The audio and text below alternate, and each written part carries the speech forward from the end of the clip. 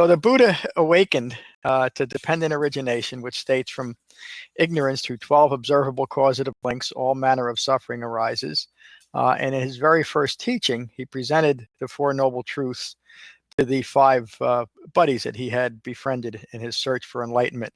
Let me bring up a chart that shows this. Just give me 1 second to do that. There it is.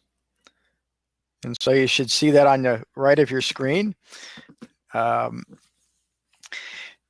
This shows the chain of dependencies from ignorance that eventually leads to all manner of suffering, and that points directly to the Four Noble Truths.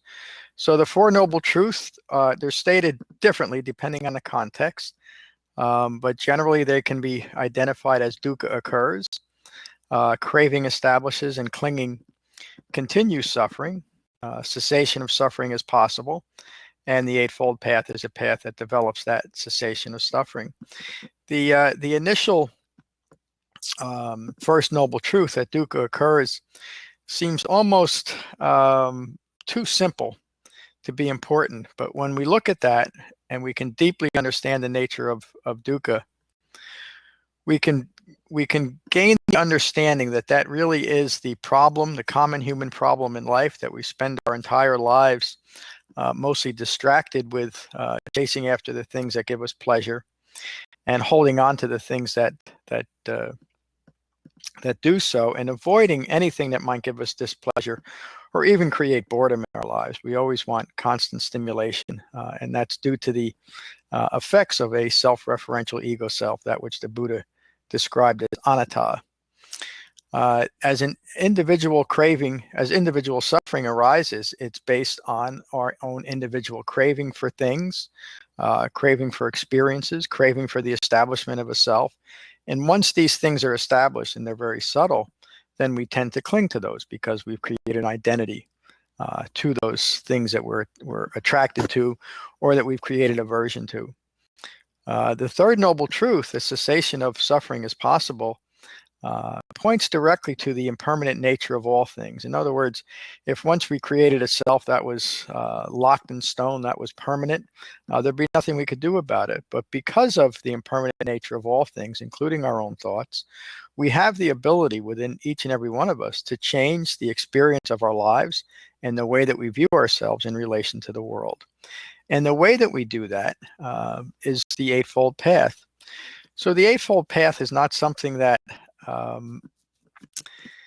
it's not a path that is an option if we're Dhamma practitioners. If we're going to develop the understanding and wisdom that the Buddha taught, we have to actually engage in the Eightfold Path. And so the Eightfold Path begins with right view. An initial right view is simply the view that I'm lacking in understanding, and in particular, lacking in understanding of Four Truths.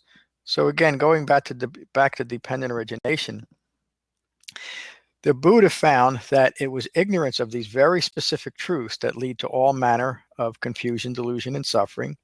And so everything that the Buddha presented in the 45 years of his teaching career was presented in the context of the Four Noble Truths. In other words, to gain an understanding of the true nature of suffering and to fully develop the Eightfold Path to end craving and clinging. He developed the Eightfold Path for a very specific reason too. He recognized upon his awakening the common human problem of conditioned thinking. And he would spend the next 2 weeks pondering whether there was a way to explain his teachings to other human beings in a way that would be useful to him, to them. And so he developed the Eightfold Path specifically for penetrating and overcoming the common human problem of conditioned thinking. Another word for conditioned thinking that's rather common today is confirmation bias, which means that we're biased in seeing the world and our relation to the world in a way that confirms our already formed views. That's conditioned thinking. So this Eightfold Path is there to overcome that confirmation bias, that conditioned thinking, and it's rooted in, or the foundation of the Eightfold Path is in Shamatha Vipassana meditation. Now, Shamatha Vipassana meditation is primarily for deepening concentration. And while concentration increases, we're able to support the other 7 factors of the Eightfold Path.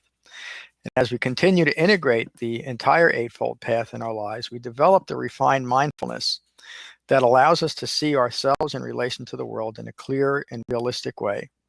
And we abandon the ongoing cause of confusion, delusion, and suffering. We abandon craving and clinging, craving for ideas that would establish a self and clinging to those ideas. And this is a very gentle and direct path. It does take some effort. The sixth factor of the Eightfold Path is right effort, which just informs us that we need to develop a meditation practice within the proper context of the Eightfold Path. And in so doing so, we can gain liberation from all confusion, delusion, and suffering. If you're looking at the chart, near the bottom of the chart, just under dependent origination, it talks about selfing or I-making or conceit. That is the entirety of the problem as far as the Buddha's Dhamma is concerned. We create views of ourselves and we tenaciously cling to those views. That's called I-making or selfing or conceit. Right next to that on the chart is impermanence, and that is an important point. It points to the third noble truth. It points to the whole usefulness of the Eightfold Path, and it points to the importance of being mindful in this moment. Each moment holds the potential to incline our minds towards awakening through developing the Eightfold Path, or to continue ignorance of the Four Noble Truths and continue to create a life that is prone to confusion, delusion, and ongoing suffering. Further to the right of impermanence, you see that choice. We can ignore the Eightfold Path and continue ignorance and wandering in samsara, or we can continue to develop the Eightfold Path, which interrupts that natural tendency towards conditioned thinking and confirmation bias. And it interrupts that ongoing process that's rooted in ignorance that ends in suffering. So looking at the dependent origination chart again, any one of those steps can be recognized and abandoned. And if just one of those steps is abandoned, the whole chain of dependencies falls apart and we gain liberation and freedom. So pointing out the one to the right, just below feeling and craving. So feeling and craving creates ongoing clinging and maintaining. And if we can recognize that and simply let go of that need to cling to ideas and cling to views of self, which maintains an ongoing state of dukkha, a state of confusion, delusion, and suffering, simply by recognizing that one thing, the whole chain of dependencies falls apart and we achieve liberation and freedom. And I don't mean to be too simplistic. For most people, for most practitioners, it takes quite a bit of effort and determination to reach that point where we can abandon clinging. But it's just to point out that there's a very specific way that suffering arises. This is what the Buddha, the profound understanding that the Buddha awakened to, and then he would spend the next 45 years teaching how to develop understanding of the Four Noble Truths and end the ongoing process of I-making, and so achieve a life of lasting peace and happiness, a life of full maturity, an awakened human being. So that's the end of our Dhamma talk for today. We'll again, I see it's just, well, there's two people on. Hi, Tracy. I don't know if you're able to interact with the screen. If you'd like to, just let me know. Oh, it looks like we lost Tracy. So Lorna, if you can interact, send me a question if you want. If not, we will we'll have a 20-minute meditation session and we'll close with metta. So I'll just give you a second to see if you can interact with me or not.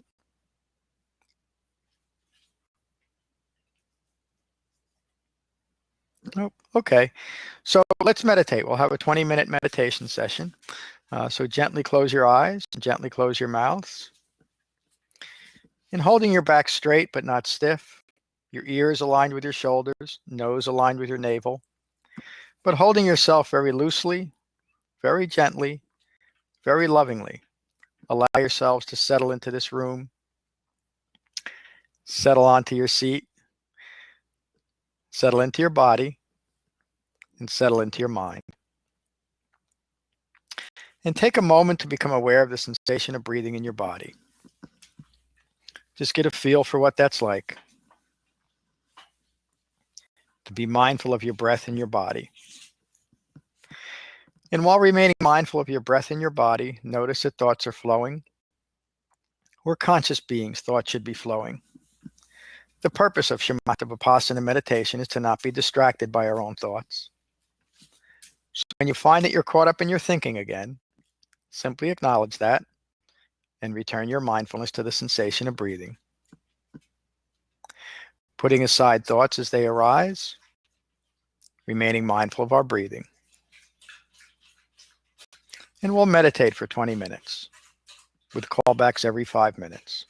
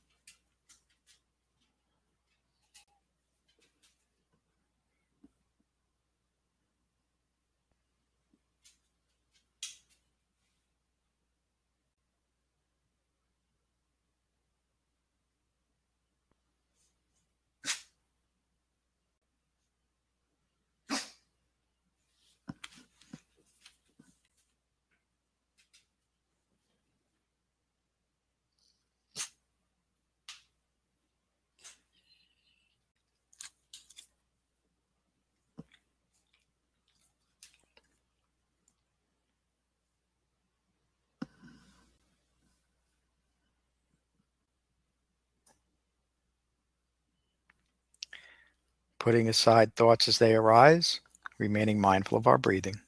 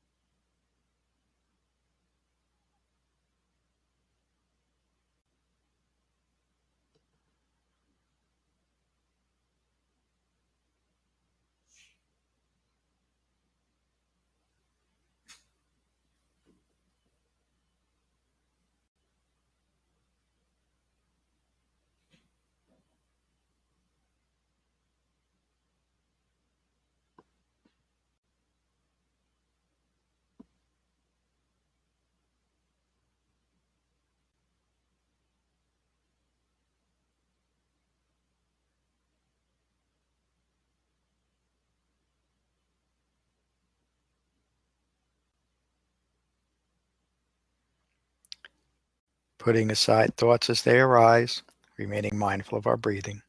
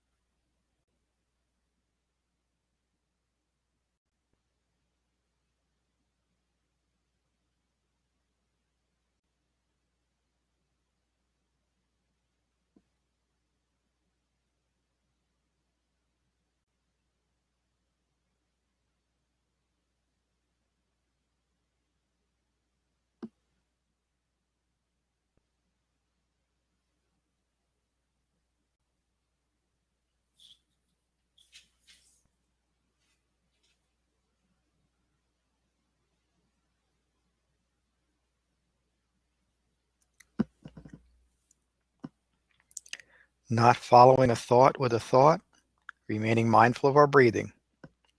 If a persistent thought or feeling arises, stay with it for a moment or two, recognize it as impermanent, and return your mindfulness to the sensation of breathing. And we'll meditate for 5 more minutes.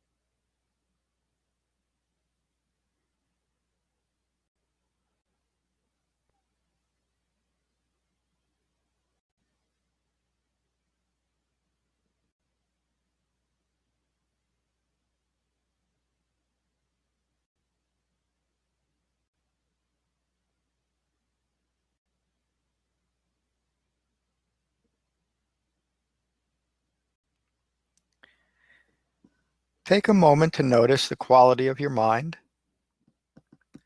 Be at peace with your mind. And when you're ready, you can gently open your eyes.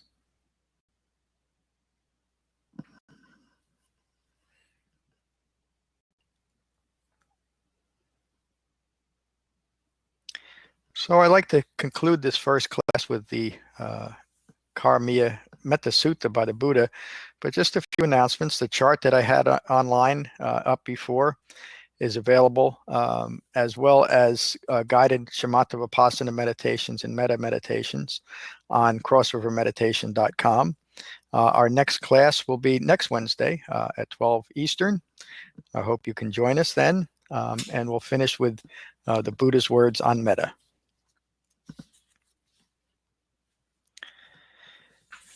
This is what should be done by one who is skilled in goodness and who knows the path of peace. Let them be able and upright, straightforward and gentle in speech, humble and not conceited, contented and easily satisfied. Unburdened with duties and frugal in their ways, peaceful and calm and wise and skillful. Not proud or demanding in nature. Let them not do the slightest thing that the wise would later reprove. Wishing, in gladness and in safety, may all beings be at ease.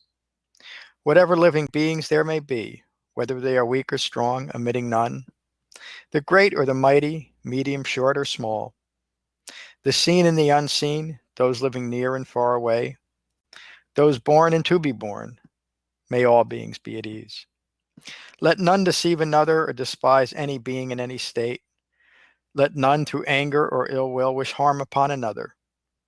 Even as a mother protects with her life her child, her only child, so with a boundless heart should one cherish all living beings. Radiating kindness over the entire world, spreading upwards to the skies and downwards to the depths, outwards and unbounded, freed from hatred and ill will. Whether standing or walking, seated or lying down, free from drowsiness, one should sustain this recollection. This is said to be the sublime abiding. By not holding to fixed views, the pure-hearted one, having clarity of vision, being freed from all sense desires, is not born again into this world.